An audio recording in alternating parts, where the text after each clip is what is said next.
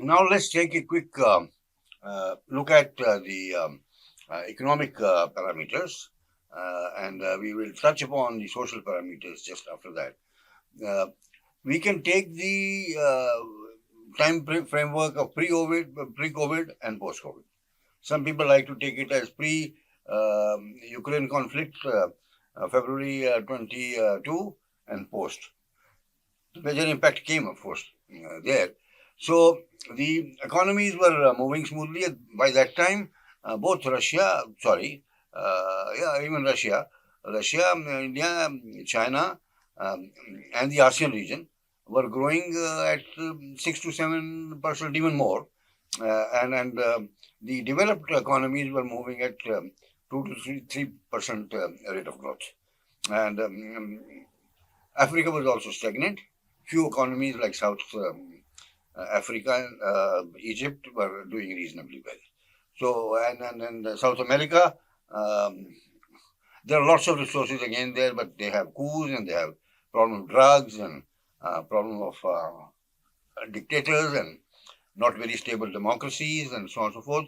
So um, the growth rates and the GDPs go up and down. Argentina has got fantastic wheat lands and grain lands and all that, but a high inflation rate. Venezuela has got one of the topmost oil reserves, but has problem of dictatorship and inflation and sanctions on them.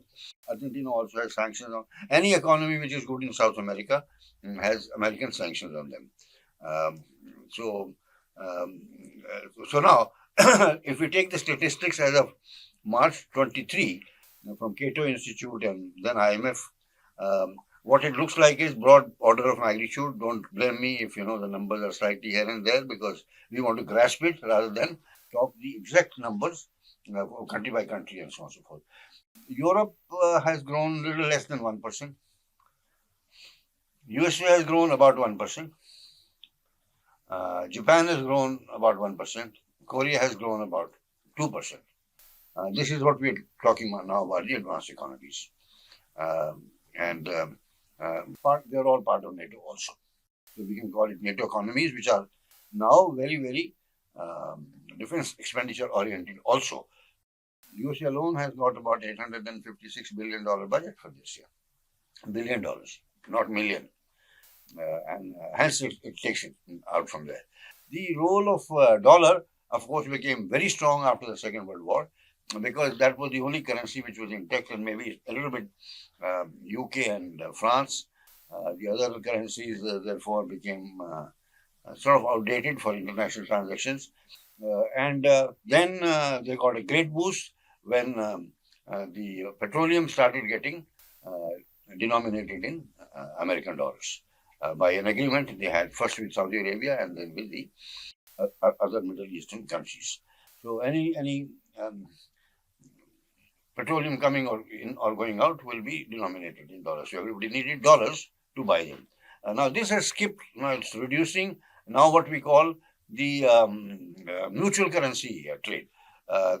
China, more than 40 countries, including Russia, from which it buys a lot of oil, has mutual currency trade, or in yuan, it is called now yuan trade. Um, Earlier, some of the trade was in the yen also, Japanese yen also. Then we have India.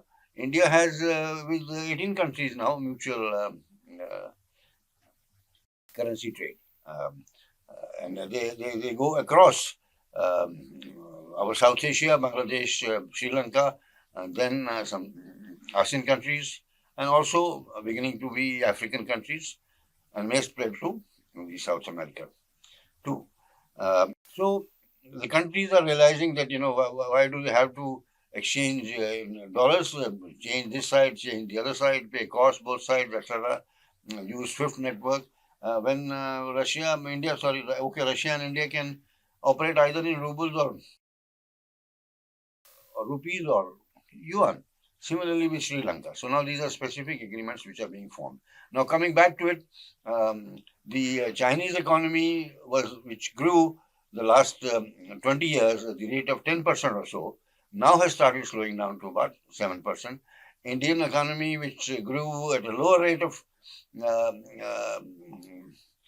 at a lower rate during the 20th century, sometimes which was called by Dr. Raj as the Hindu rate of growth because it was a 4% rate of growth. Why he called it Hindu rate, I don't know. Because what is low about the Hindu rate of growth? But be that as it may, that was the datum. That's how we remember it also. But lately we've had 8.76% growth rates, and next year also it's projected to be about 6.4% growth rate. So that's reasonably good.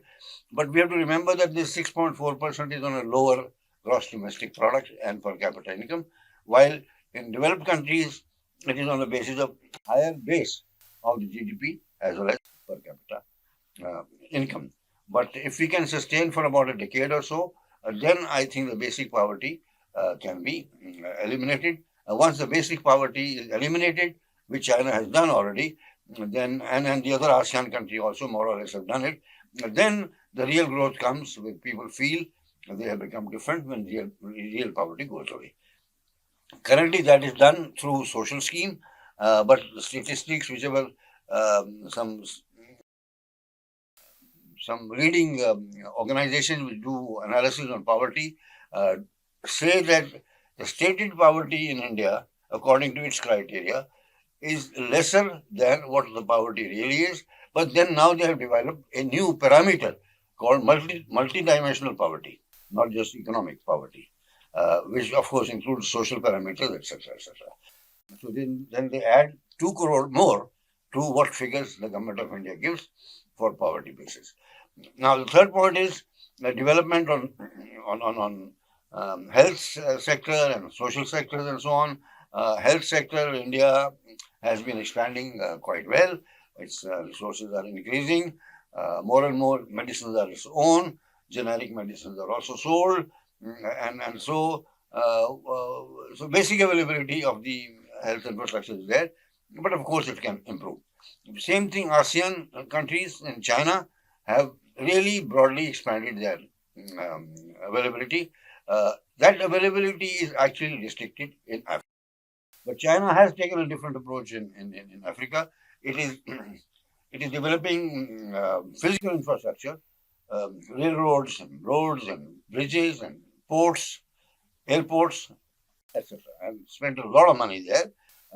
Some people say when the Africans can't pay back, then it is a debt trap, where it depends on how one looks at it.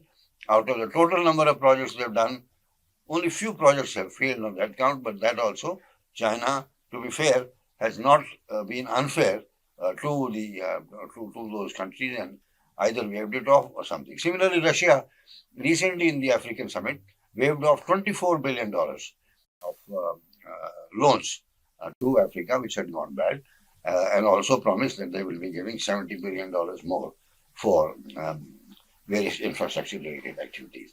India helps these countries in terms of institutional development, education, health, and once in a while the physical infrastructure also. And it has invested in Iran for physical infrastructure for Chabahar port, which some berths they have got it also. Then it is trying to develop a trilateral road from Manipur to Myanmar to Thailand. Um, and then there is a 6 country thing about the upper Ganga that goes that part of the world, not the one which comes to the Uttarakhand and UP and all that. So that Ganga goes through these 3 countries I mentioned, plus Laos and Cambodia and Vietnam. And that is how the Indian culture has also penetrated in those countries. So India is taking those kinds of projects which brings these economies and people closer where Hinduism, Buddhism had its influence. Now let's therefore go further. Now what's likely to happen?